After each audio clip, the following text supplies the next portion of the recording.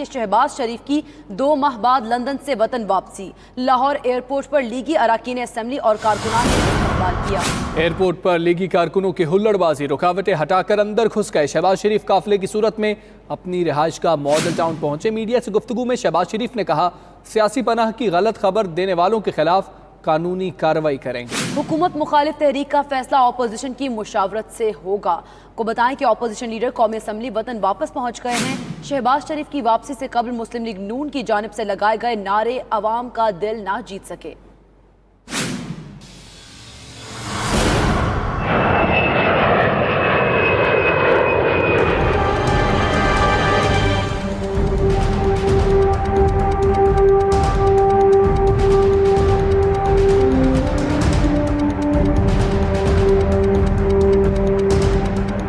صدر مسلم لیگ نون شہباز شریف 2 ماہ بعد لندن سے وطن واپس پہنچ گئے۔ اپوزیشن لیڈر قومی اسمبلی کا طیارہ 4:40 کے بجائے 5:06 پر لاہور ایئرپورٹ پر لینڈ ہوا۔ آشیانہ ہاؤسنگ اسکیم اور رمضان شوگر ملز کیس میں نامزد قائد حزب اختلاف 10 اپریل کو علاج کے لیے برطانیہ روانہ ہوئے۔ سابق وزیر اعلیٰ پنجاب طبی معائنے کی غرض سے لی گئی چھٹیوں کے بعد طے کردہ وقت پر عدالت میں پیش نہ ہوئے۔ استقبال میں ٹھاٹے مارتے سمندر کے منتظر شہباز شریف ایئرپورٹ پر کارکنوں کی کم تعداد پر خفا بھی دکھائی دیے۔